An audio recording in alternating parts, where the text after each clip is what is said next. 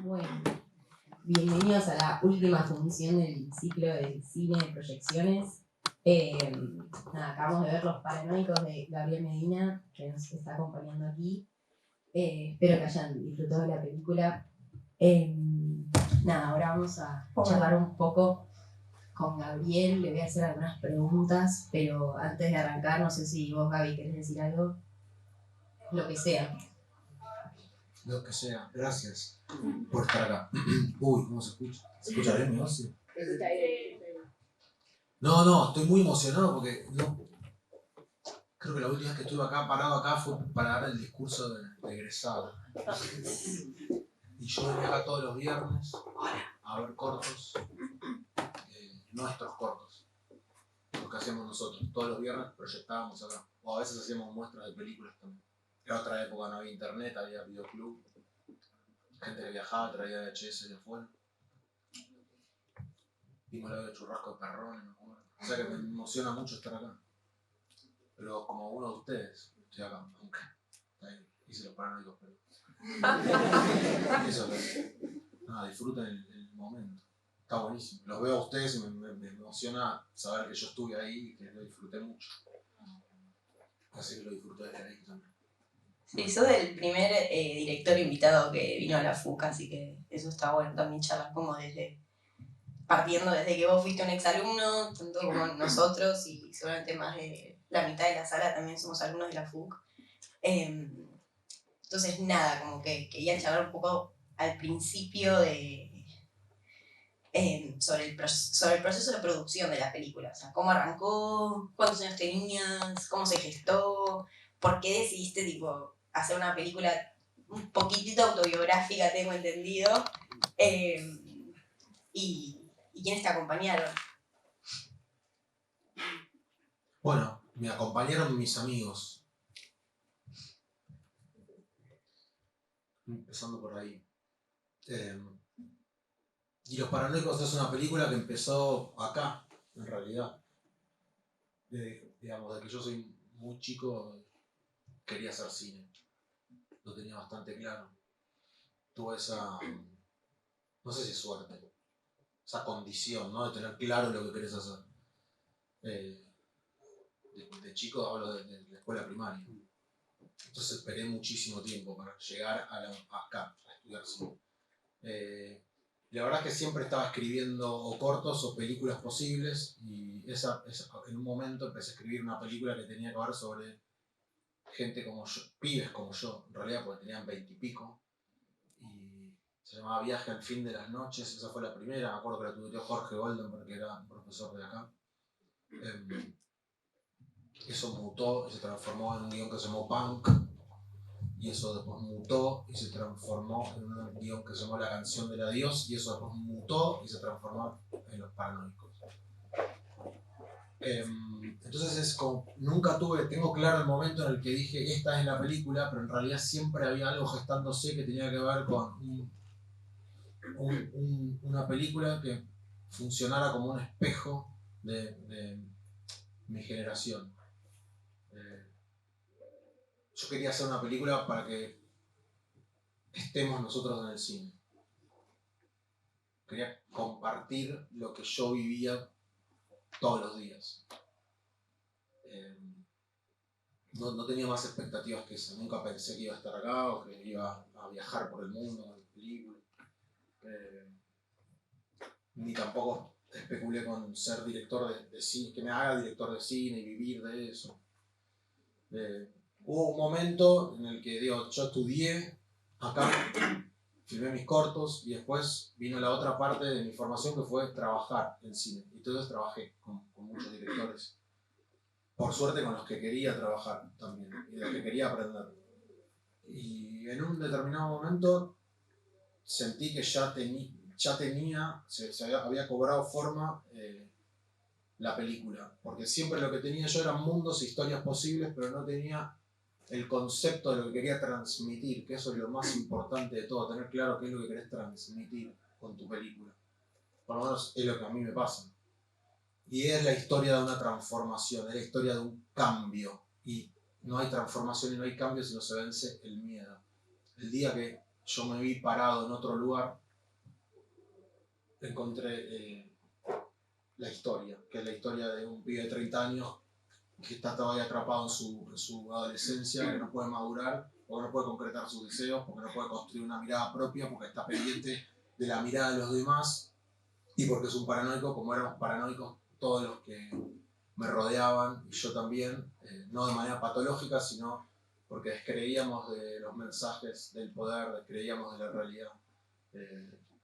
Entonces, eso nos daba una ventaja y también una condena, pero por lo menos estábamos un poquito más despiertos y nos costaba más tener una mirada propia, pero la logramos. Y la película es sobre eso. No sé si contesté claramente, pero realmente nunca tuve primero claro el título. Estaba escribiendo con Nicolás Gailburt, que es con mi amigo del secundario, igual que los chicos de farmacia, que son mis amigos del secundario, que íbamos a la misma escuela, y la película está hecha por todos compañeros de la FUC, es decir, hay algo también muy místico en la película de equipo. Yo la dirigí, pero hay un aporte muy colectivo en la película. Realmente siento que fui un intérprete o un director de orquesta, digamos, o el capitán del barco pirata. En el momento que hacemos la película decía eso. Como cada uno cumplía un rol. Y uno, bueno, sí es el capitán mientras filmás, pero... así que bueno, acá estamos. Ok, muy bueno eso. Que está bueno hacer cine con amigos porque acá medio que estamos en esa. Y que todos vayan como aportando su granito y su parte es súper importante. Y disfrutar el proceso. Y es verdad que a veces hay un capitán, pero como que sin un equipo el capitán no se queda solo. Y me pareció muy interesante eso que dijiste de que lo que te faltaba encontrar era como el tema de la transformación y el miedo. Y siento que la película trata mucho sobre el tema de la identidad, como que hay algo de Luciano que está constantemente luchando con encontrar su identidad, que todo el tiempo se la roban y se la usurpan, y hay como algo muy metalingüístico ahí con el cine, el personaje que habla de sí mismo como un personaje. Y como que me gustaría como que desarrolles un poco eso, cómo se gestó esta idea de la identidad y que sea como el tema central de la película. Y algo que me llamó mucho la atención es que si bien el personaje es como que está todo el tiempo luchando contra ese mundo que básicamente lo perturba y lo pone en jaque todo el tiempo y él no puede como trascender eso, pasa algo con el personaje de Sherman que para mí está muy bueno y que es muy inteligente al final, que si bien todo el mundo se lo intenta comer, no buscas victimizarlo, como que no decís tipo es un pobre pibe bueno, como tiene como un costado un poco más oscuro que con Sherman sí se puede enfrentar. ¿Y por qué pasa eso? O sea, como, ¿por qué elegiste a ese personaje para cerrar con esa psicología un poco más compleja de Luciano? ¿A Sherman? Sí. Porque a Sherman es el único que le puede dar con un palo, sin filtro. Ah, bueno, no, porque digo, Downey no es un personaje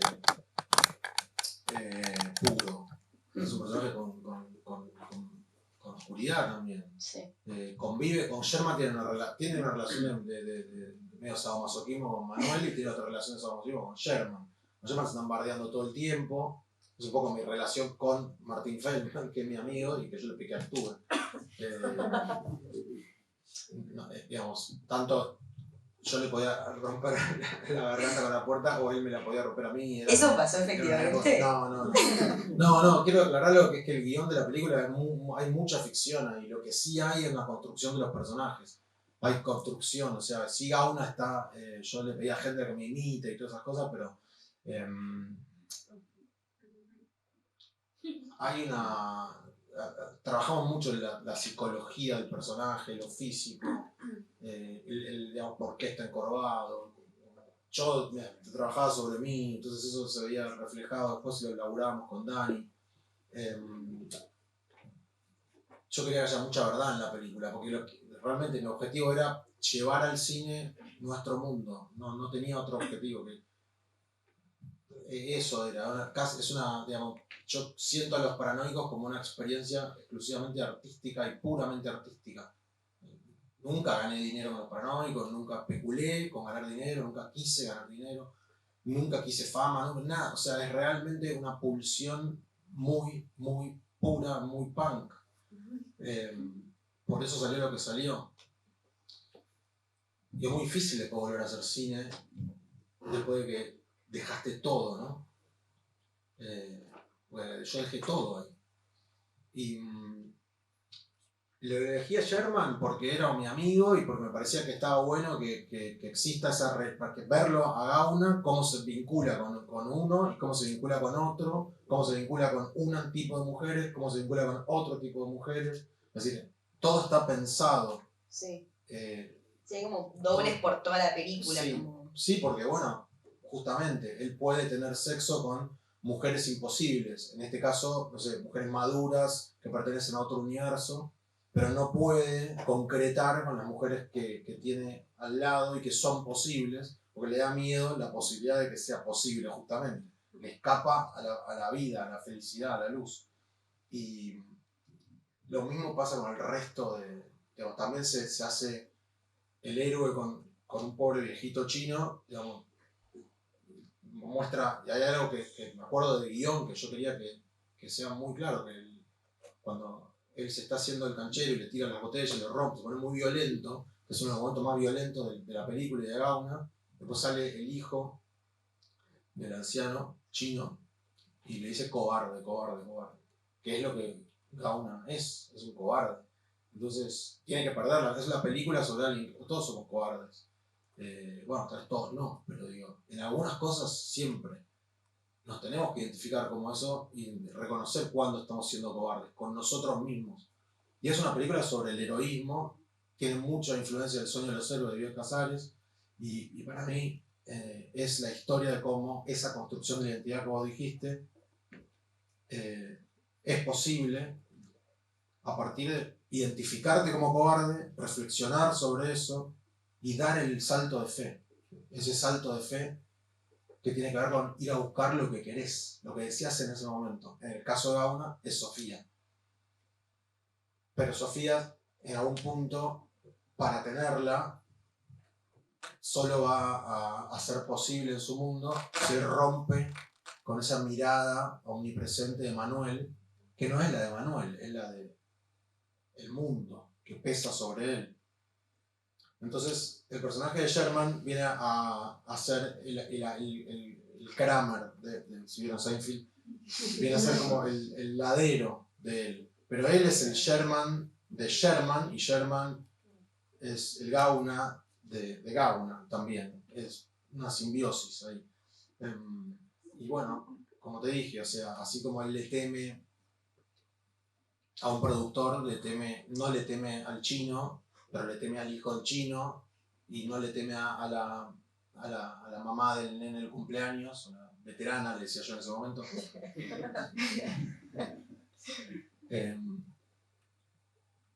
Y sí le teme a Sofía, pero la desea mucho. Entonces, todo tiene que ver con eso un poco. Pero yo no quise nunca, no me gusta menospreciar a los personajes, me gusta castigarlos, me gusta humanizarlos. Hay más escenas con Sherman que quedaron afuera, que construían más la amistad, pero que me parecía que, o nos pareció en realidad con Nicolás Goldberg, otro amigo mío que fue el montajista, que era demasiado, habría una trama narrativa que iba muy se desviaba de la película y quedaba contada la amistad con Sherman ahí, porque mi interés era que no sea le hace bullying uno, entonces él le hace bullying al otro, no era eso, pero un poquito sí, es eso, porque solo no está Gaun, está deprimido, que es otra, está encerrado, está con miedo, tiene mucho miedo. Bueno, la historia de como alguien con miedo sale. Y eso sí es autobiográfico. No, todo lo otro no. Hay muchos elementos de mi vida. No, porque me parece que son ricos a la hora de contar. La realidad me nutre más que inventar cosas. Después invento la historia como para concatenar situaciones y experiencias, pero yo escribo desde la experiencia. Me gusta, en ese momento leía mucho literatura de primera persona. Quería que la película sea como una novela de John Fante o de Fitzgerald o de los Beatniks, Sam Shepard. Bueno, no sé si leyeron a todos ellos, pero léanlos. Kerouac, o sea, todos están escritos en primera persona o escriben sus alter egos. Y hay mucho de lo personal puesto en juego, pero no por una cuestión narcisista, sino porque la experiencia nutre de verdad la obra. Entonces, sí, hay muchos pedacitos, no solo de mi realidad, sino de la realidad. La realidad para mí es la experiencia. Lo otro desconozco qué es. Es decir, este momento es la realidad, lo que hay afuera en la calle no existe para mí. Es complejo, pero quiero decir que hay varias historias de amigos, anécdotas, lo de los vinos es de un amigo y así. Bueno, entonces ese coro de anécdotas y de cuentos fue construyendo el guión y fue articulando la película. Y eso dice un poco igual de como los directores en general, que medio que se nutren de su realidad, o sea, siempre va a tener un fuerte contenido autobiográfico las películas porque es medio lo que conocemos. O sea, obviamente siempre hay una parte como más ficcional, pero, o sea, en eso reconozco a muchas, o sea, como que, no sé, he leído guiones de amigos o historias o cuentos, lo que sea, y siempre hay un contenido autobiográfico muy fuerte, que es súper valioso también, porque hablar desde ese lugar es conocimiento, es experiencia y siempre va a ser como muy, muy único porque solamente lo viviste vos. Y está muy bueno eso. Quería retomar igual algo que dijiste al principio sobre que buscaste como en Hendler, en Daniel, que te imite en ciertos aspectos. Y quería que nos cuentes un poco cómo fue ese trabajo, ¿viste? Como de representarte a vos siendo vos, como que no te puedes ver desde afuera. Entonces también es complejo. ¿Y cómo fue ese trabajo de construcción del cuerpo del actor, la dirección? O sea, ¿cómo fue todo el proceso de creación de tu alter ego casi, siendo Daniel?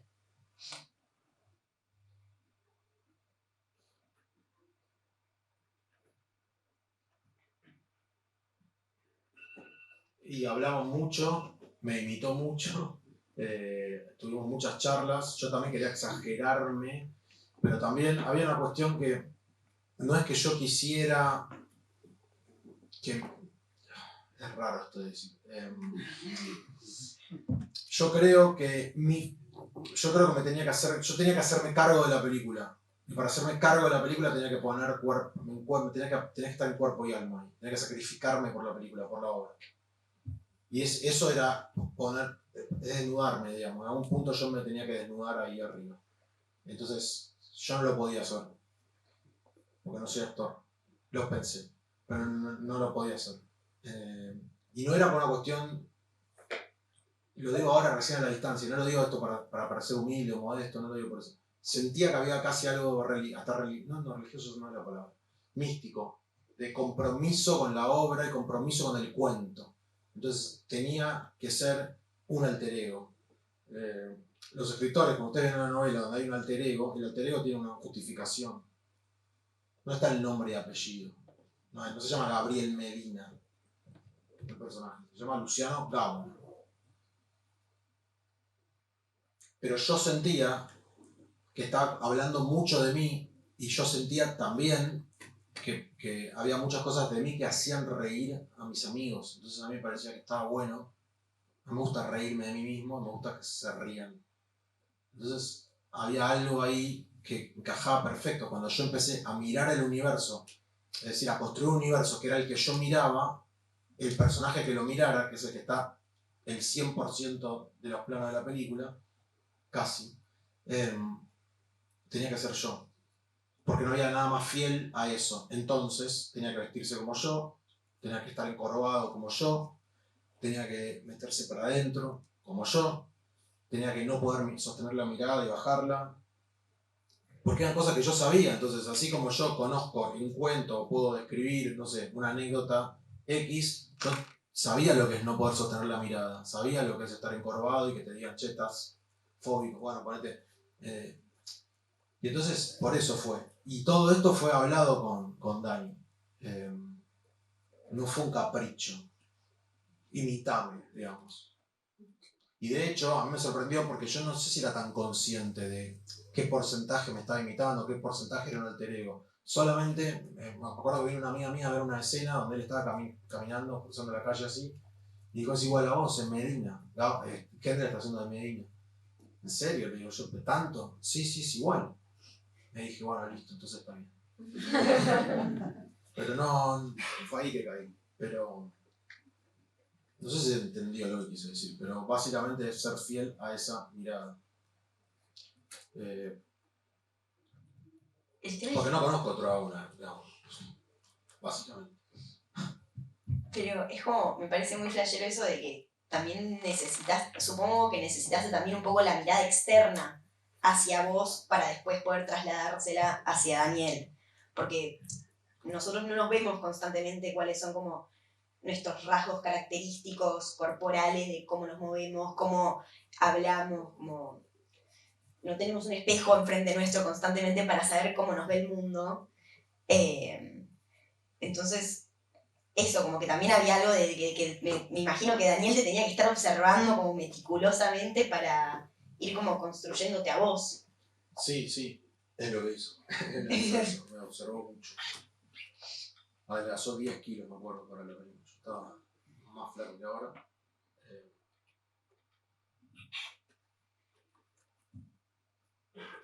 Pero te vuelvo a repetir, yo me conocí más viendo la película que no vi, digamos, antes de hacerla.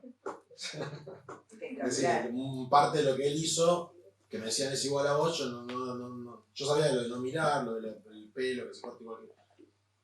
Pero sí, tuvo una capacidad de observación muy grande y después, bueno.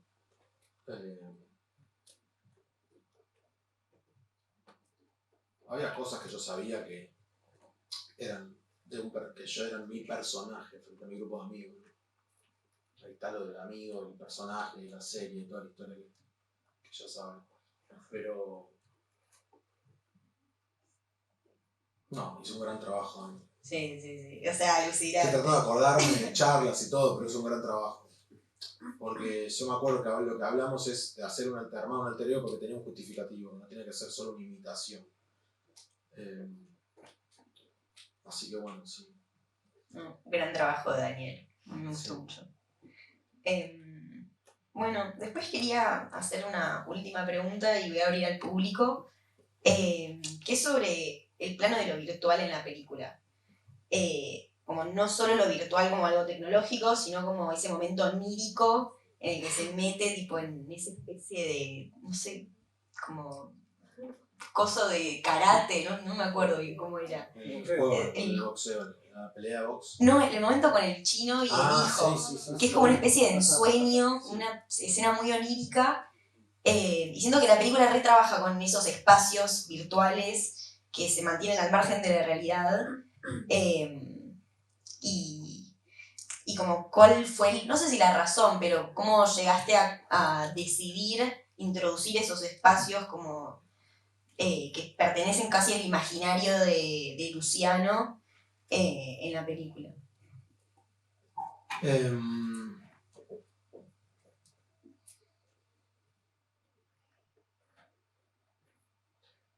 Bueno, yo sueño mucho, entonces los sueños los escucho bastante. Me gusta escuchar. Y había algo de lo fantástico que siempre estuvo presente en el guión,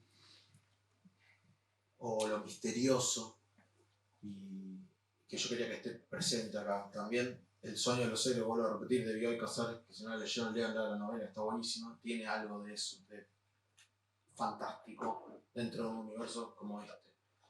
Normal, entre comillas.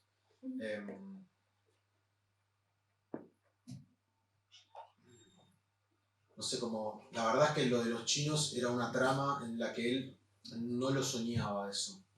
Él terminaba ahí, pero sí estaba construido como si fuera un universo onírico. Era otra dimensión. Atrás del supermercado chino estaba ese universo Después por montaje, a mí se me ocurrió, me acuerdo, estaba bañando y se me ocurrió, los chinos tienen que aparecer cuando él estaba, después de que vomita en el baño. Ahí aparece. Pero por una cuestión narrativa, de que son los que le dicen el camino a seguir. Que nunca, o sea, son el oráculo nunca es claro. Parece que, entonces, lo que le dice el chino es algo muy importante. A veces pienso por qué, tal vez no tendré, yo pretendía que sea un poquito más serio, pero es gracioso. Bueno, pero esos son los riesgos. Pero la verdad es que lo que le dice es algo que es una filosofía muy interesante. Cuando estás realmente reconciliado con el cielo y con la tierra, entonces ya sos invulnerable. Y es una verdad bastante importante. No encontraba a veces cómo contar esas cosas no sé, en un bar, en un café, o que el chino venga y le diga, o le dé un papelito, la galletita de la fortuna. Necesito lo onírico para eso, en mi caso particular. Entonces, y además sí, siempre me interesa, por ejemplo, cuando él va a festejar el cumpleaños del nenito, después está con la señora, ahí también construyó un universo que para mí era un viaje al pasado, como si él se viera con él cuando era chico, pero muy sutilmente, había algo ahí que me interesaba, de la soledad de los dos gaunas. Y de hecho lo que el nenito le dice a él, esto creo que no lo dije, lo debo haber dicho alguna vez, lo que el nenito le dice a él, de que Superman se cayó en un pozo y todo eso es algo que está grabado en un cassette.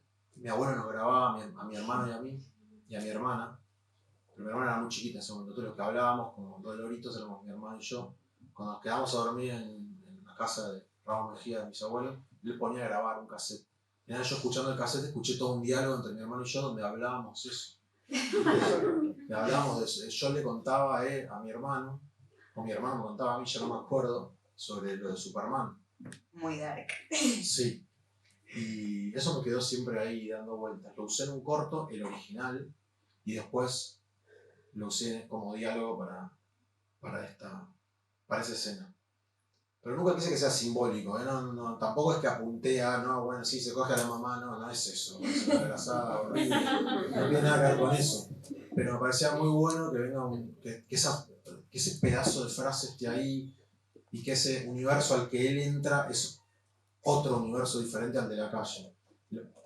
Eso vos llamás onírico o virtual, en realidad es el cambio de mirada que nosotros podemos llegar a tener a la vuelta de la esquina, que es lo que es esa perspectiva de la realidad, entender a la realidad como un universo infinito donde solo un cambio de mirada puede cambiar este auditorio, este microcine. Me parece fantástico, porque eso es el poder de la mirada. Y yo lo tengo. No sé si lo tengo, pero me concentro en eso, empiezo a concentrar en esto, y acá ya veo un universo, a Bowie, no sé qué, la Virome, pero me concentro en la villita, y ya acá hay algo, y después vos le decís el mundo virtual, no, yo concentré ahí la mirada. Y bueno, lo tiño también de lo que él está sintiendo, es más impresionista.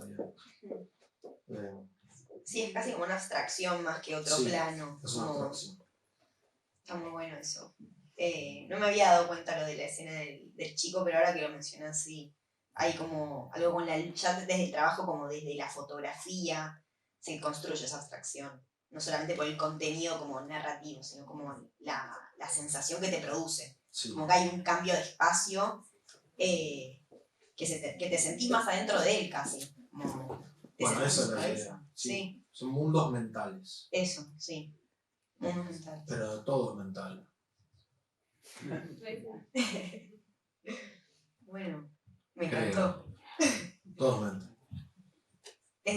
Bueno, voy a abrir al público para ver si querés responder más preguntas de nuestros espectadores.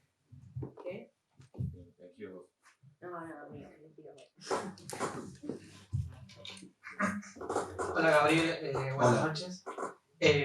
Yo lo que te quería preguntar era toda esa relación que hay en la película con la muerte, ¿no?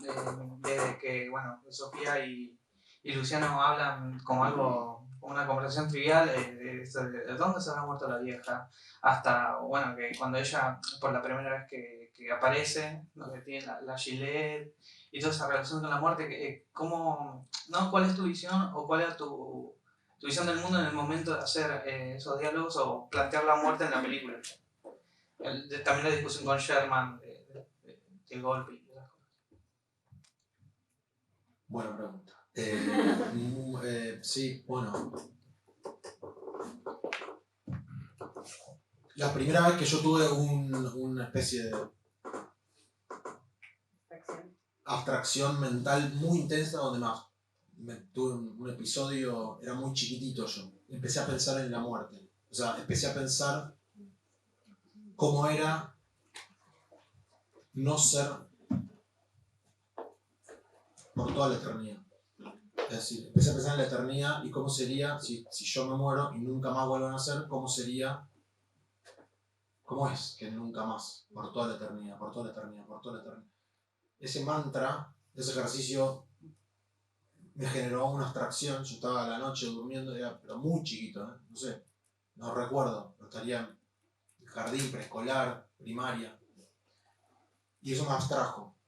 Perdió sentido todo lo que me rodeaba. Me llenó de terror y después volví a la realidad. Fue la primera vez que tuve un trip, vamos a decirlo así. Eso me marcó de por vida. Siempre le tuve miedo a la muerte. Pero ese miedo a la muerte se fue transformando. Ahora ya no le tengo miedo a la muerte. Le tengo respeto, pero sobre todo le tengo amor a la vida, que es algo interesante. Entonces, sí, había... en toda la película está atravesada por el miedo a la muerte. O sea, lo que vos decís es así. Y hay una pulsión de muerte muy fuerte también. Hay un gran miedo a vivir. Cuando hay miedo a vivir, cuando hay miedo a morir, hay miedo a vivir. Entonces, también cuando uno soporta la vida, tiende a buscar en la muerte una solución. Como dar ese salto al abismo, bueno, ya que esto no funciona, entonces. Pero no había. Digamos, lo suicida en la película o el vínculo con la muerte, lo que yo quería trabajar, siempre apuntaba a que uno puede estar muerto en vida y que eso es lo peor que te puede pasar, lo estás aprovechando cada segundo que estás acá. Ese es el vínculo con la muerte. En mi segunda película es más fuerte todavía eso, lo profundicé porque ahí voy a mi adolescencia y cuando tenía pensamientos apocalípticos sobre la bomba atómica, esas cosas que ahora volvieron de moda, o sea, desde que siempre todo vuelve. Sí, Gauna tiene miedo a morir, pero después se da cuenta de que no tiene sentido, que mejor saltar, y por eso termina con esa canción, con esa imagen colorida, porque yo veo así la vida. Momentos de crisis y de oscuridad donde hay que hacer una introspección, identificar el miedo, ver el deseo, bueno, y saltar el miedo, y ahí evolucionas. Pero es muy difícil si no pensamos en la muerte evolucionar, para mí.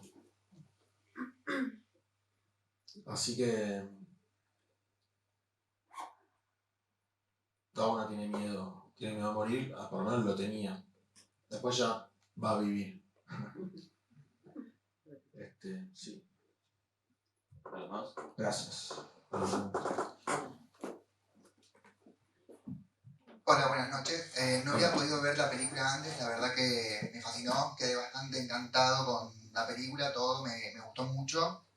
Y con todo el tema de la charla ahora me surgió la pregunta de si la película te ayudó a vos a superar tus miedos, o fue algo posterior o anterior, y cómo la transformación del personaje de Gauna te afectó a vos. Sería esa la pregunta. Sí, me ayudó, o sea, yo superé un miedo y filmé la película. Después decidí ser padre, ya me agarró otro miedo. Hice otra película. Y la conclusión a la que llegué es que la película me transformó. En realidad yo, por muchas cosas, porque también me replanteé un montón de cosas. Cuando vos no sos consciente de lo que estás haciendo y de repente sucede algo que te trasciende, te cambia un poco la perspectiva de muchas cosas.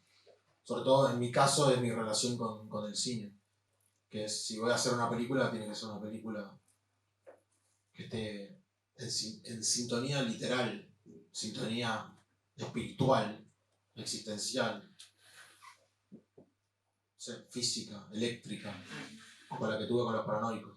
Por eso hice 2 películas. Y una tercera obra, que yo llamo tercera obra porque no es una película, pero casi que sí, donde volví a trabajar con Hender. Nos vuelven a tocar un montón de estos temas, que tiene 8 episodios y que se va a estrenar en algún momento, no este año, no el año que viene, por Star Plus. Se llama Los Mufas. Y que la escribí con Javier Rao. ¿Está por acá, Javi? No. ¿Se acaba de ir? Bueno, que es un amigo, que es profesor acá también de la facultad, y que con el que escribimos eso, también le pusimos mucho. Y lo que te puedo asegurar es que siempre hay crisis, siempre hay nuevos miedos. Y lo que vos, eso es lo divertido de vivir para mí, el sentido de la vida es la evolución. Es sentir que vas cambiando de perspectiva, de mirada, vas superando miedos y vas conquistando nuevos terrenos, nuevos conocimientos. Cuando descubrí eso, le encontré un sentido a la vida, más allá de ser padre y que es hermoso ser padre y ver crecer a tu hijo y todo eso, que está buenísimo. Pero digo, para amar, primero tenés que amarte a vos. Eso sí lo entendí. Pero para amar a un hijo tenés que amarte a vos primero. Y la palabra amor es una palabra que merece mucho respeto y está mercantilizada, ¿viste? Entonces uno dice amor y parece una cursilería. Para mí es algo muy serio. Entonces, eso aparece cuando hay crisis. Cuando hay crisis. Te replanteas la realidad de vuelta. ¿Dónde estás parado? ¿Qué estás haciendo de tu vida? ¿Cuál es el sentido? Bueno, el sentido es el amor. Entonces, como combatir los obstáculos para expandir eso.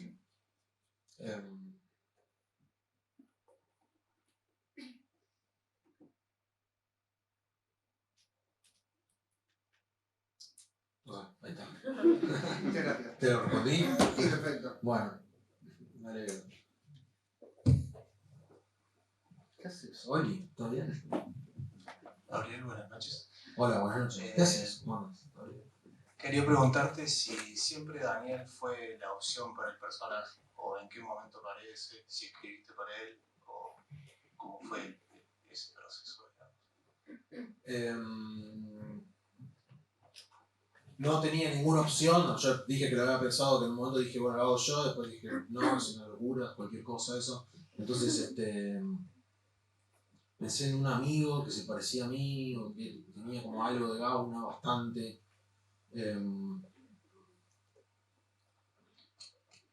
Pero un amigo mío, Nicolás Taconi, que fue uno de los productores de la película, que fue el primero que me puso plata para escribir el guión, me sugirió.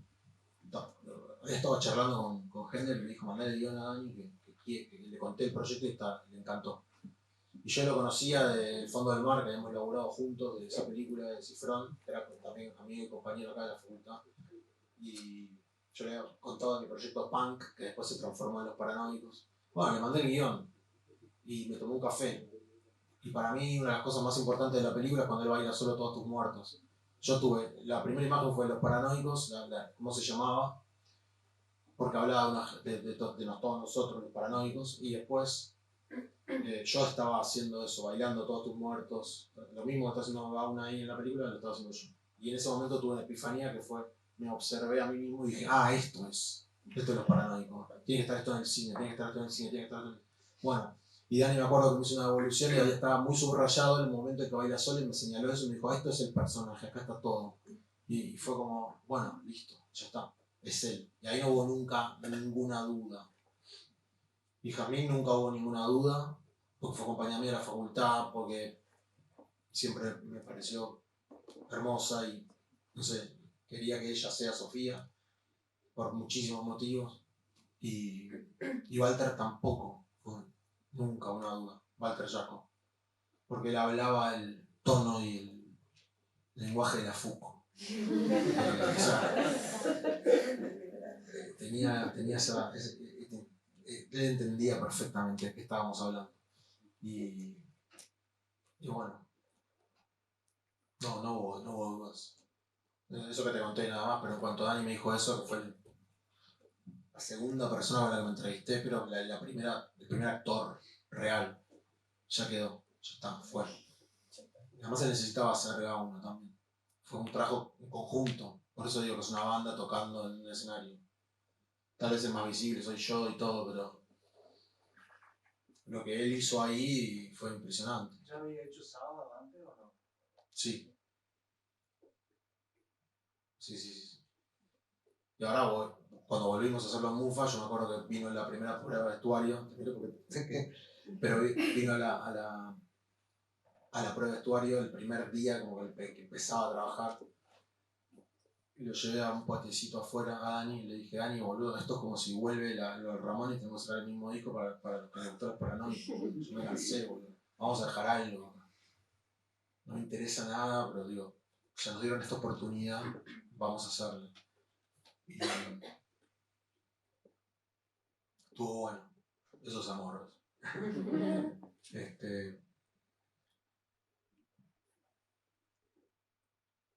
Bien.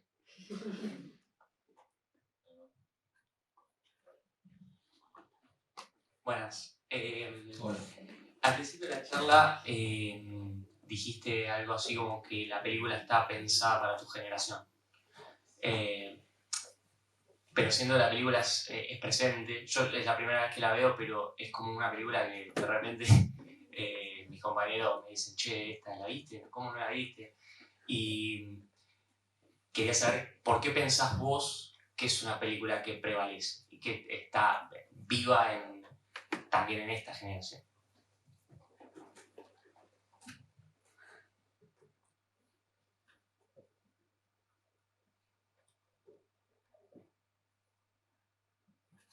Porque siento que me di cuenta, eso lo aprendí con la película, que en realidad los problemas que sufre Gauna son universales y hasta el día de hoy siguen siendo los mismos en algún punto.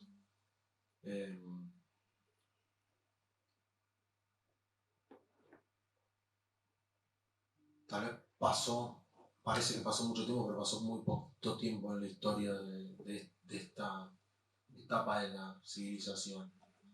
Entonces,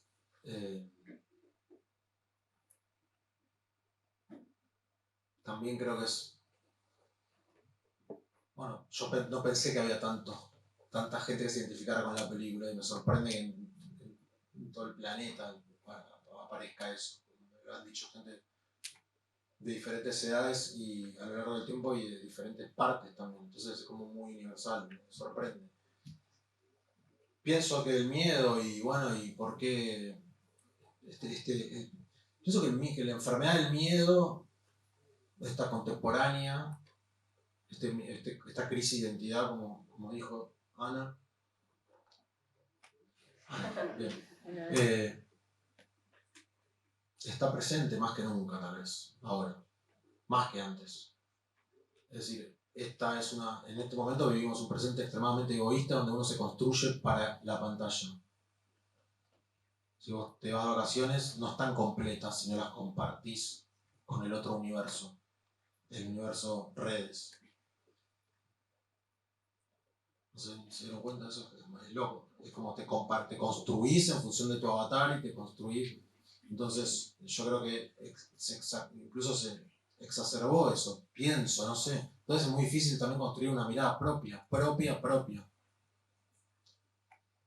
Ser vos.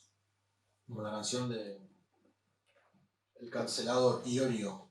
Pero olvídense de los prejuicios, porque si no nos perdemos en muchas filosofías y sabidurías. Esa canción, con un lenguaje tan crudo y básico, dice muchas verdades, que también las cantaba Atahualpa Yupanqui. Es sé vos, no más, y al mundo cambiarás. Es muy difícil ser uno en este mundo de hoy, porque ¿sabes qué? Es muy difícil saber quién sos. Eso de encontrarte a vos mismo no es verdad. Lo que primero que encontrás es quién no sos.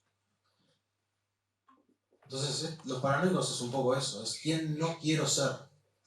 Y después, ¿qué es lo que me...? Entonces, cuando vos entendés que todo esto no es lo que querés, aparece lo que querés. Y cuando aparece lo que querés, vas por lo que querés. Y ahí te vas empezando a construir. Por eso no termina nunca.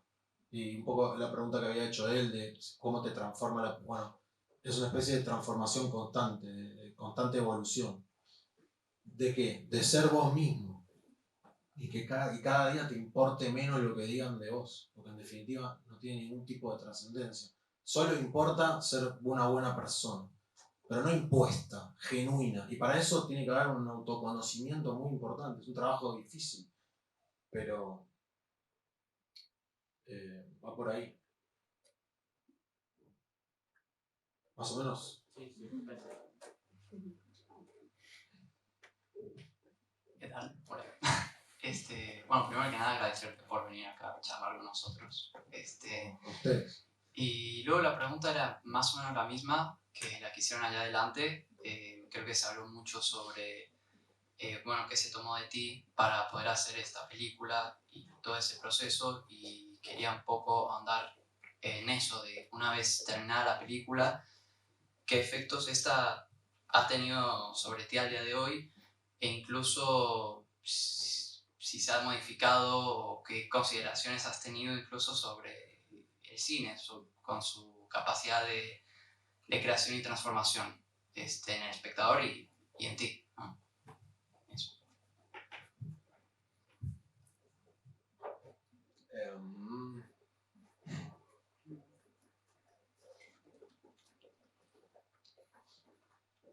El arte tiene una capacidad de transformación. Ahora, si uno no quiere transformarse, no importa ya.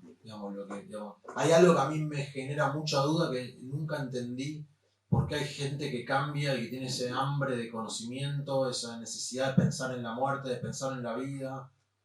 ¿Por qué alguien está despierto y alguien está dormido? ¿Por qué alguien se conmueve frente a un cuadro o frente a una película? ¿Por qué alguien decide venir acá a estudiar cine? ¿Qué es lo que estamos buscando? Eso no tengo respuesta para eso. Es decir, creo que la poder de transformación de una película solo sucede si está transformado el individuo, o si el individuo está transformado en el sentido de que está buscando transformación. ¿Me explico?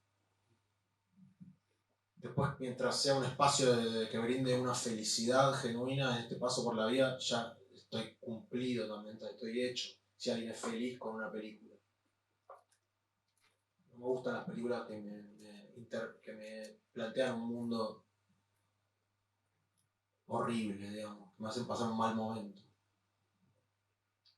Por ejemplo, el cine de terror, a mí hay algún cine de terror que me encanta porque me hace pasar buenos momentos, asustándome o planteándome cosas. Otros que son más metafísicos, existenciales, filosóficos. El Exorcista, no la de ahora, El Exorcista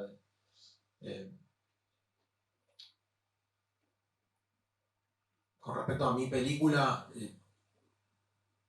solo lo que yo pienso mucho es este vínculo con lo incognoscible, básicamente. Es decir, yo me paré frente a lo paranoico para hacerla de una manera, como dije al principio, muy visceral, muy pura, muy desnudo, ¿no? Sin buscar nada material, nada. Fui casi una aventura. Yo estaba muy inspirado por los punks en ese momento, por la música punk, por la cultura punk, por el do it yourself. Quería pegar un grito, como, no sé, mi ídolo era Kurt Cobain.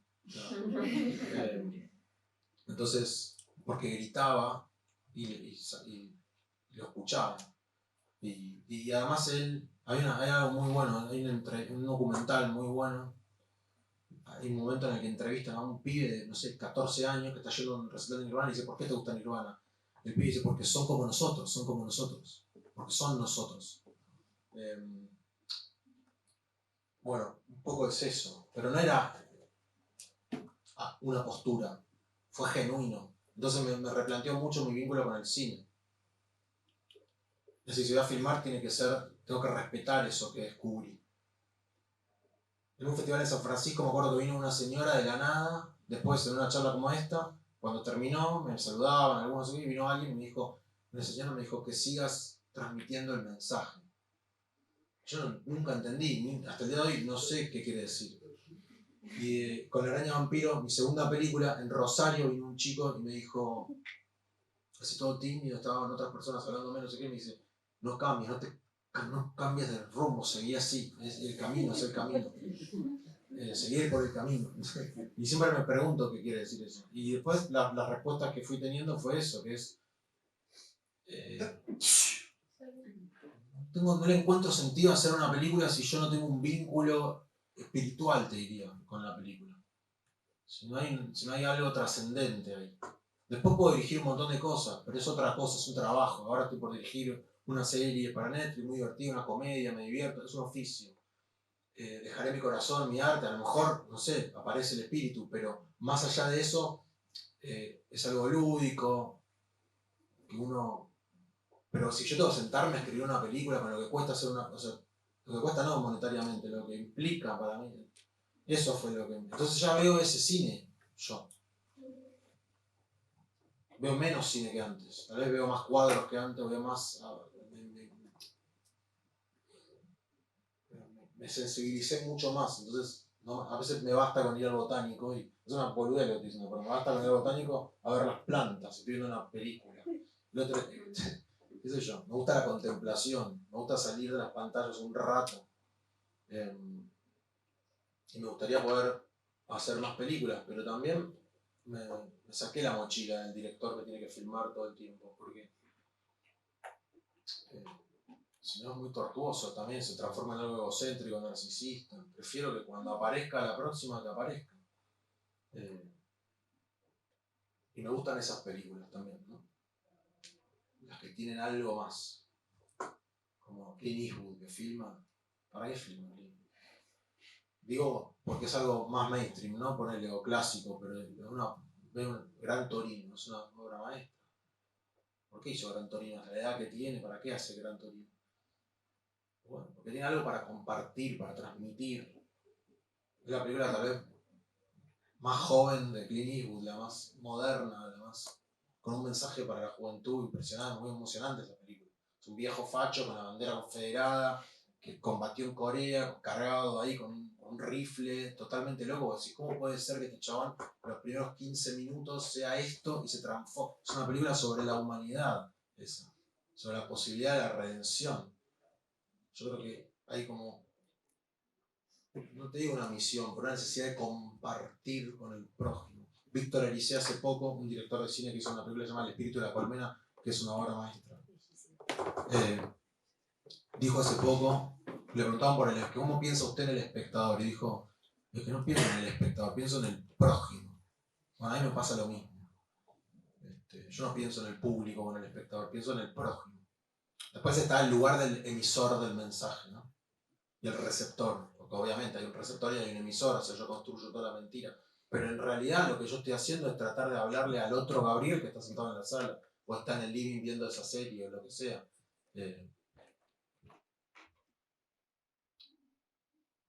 Todo eso que te dije me pasó después, es lo que me fue transformando, te tiré un par de conclusiones, pero son las que fui aprendiendo hasta recién, porque acá también aprendo, entonces.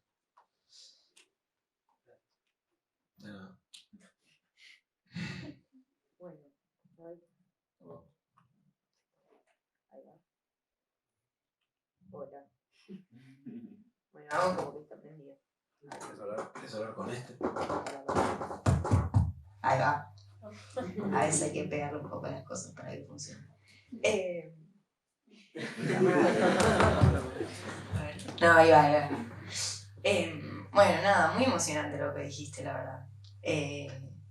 Creo que un poco como escuchándote, siento como que esa cosa mágica de la que hablas, como al depositar tanta espiritualidad y tanta fe en tus películas, y parte un poco de lo que le pasa a la gente con esas películas es que hay un poder de identificación muy fuerte. Y finalmente eso es lo que por ahí ese chico te estaba intentando decir de no cambies, es como seguí con esa capacidad de poder transmitir ese poder de identificación con la gente, con el prójimo. Me parece muy bello, en serio. Me emocionó. Pero bueno, nada, hay que concluir un poco el ciclo. Y te quería hacer como una pregunta para cerrar, que creo que viene un poco de lo que venís hablando, pero por ahí como un último detalle a nosotros como estudiantes de cine, por ahí como ¿qué nos puedes transmitir, qué nos puedes decir, como algún consejo, algún comentario, algo sobre la juventud, sobre lo que está pasando también por ahí con respecto a las redes, a nosotros como personas y como artistas, cineastas en proceso? Si hay algo que nos quieras comentar. Sí, sean ustedes.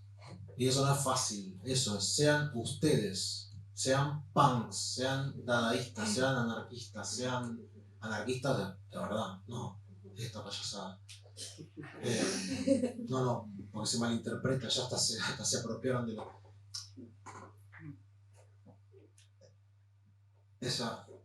Sean libres, eso es. O sea, búsquense a ustedes mismos y traten de que no escriban para el otro, escriban para ustedes. Que el espectador sean ustedes mismos. Búsquense, encuentren su propia voz, sean autores de su propia vida. Pasa por ahí, o sea, disfruten el presente, disfruten los amigos, los vínculos, el amor, experimenten todo lo que quieran experimentar, búsquense.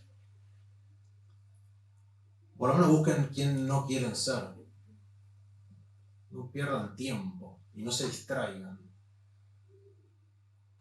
Relájense un poco, evádanse un poco si quieren, pero no se distraigan, no pierdan tiempo, no pierdan meses jugando a la Play, fumando porro. Porque después yo no me arrepiento de nada de lo que hice en mi vida, porque pienso que todo fue para mejor. Pero lo que es sí, eso, no estén tan distraídos. ¿Por qué? Porque los distraen las redes, sí, los distraen mucho. Y no dejen dominarse por pensamientos. Ustedes saben que los pensamientos tienen vida propia. Pensamientos colectivos, todos tenemos bronca, todos tenemos ira, todos tenemos, ahora estamos todos contentos. Sean más intuitivos, piensen en la muerte, pregúntense por la trascendencia, pero sobre todo sean ustedes, sé vos. Eso es, sé vos.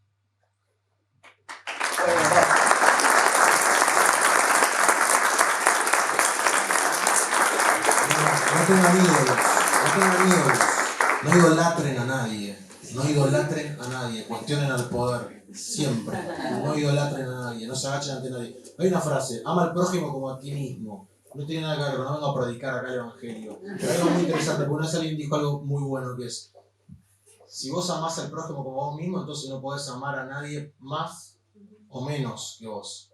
Es un trabajo muy difícil, o sea, no idolatren, no idolatren ni ideología, no idolatren banderas, no idolatren personas, sean ustedes y amen al prójimo, a la plantita, al ser humano, al gato, a quien quieran. Gracias por estar acá.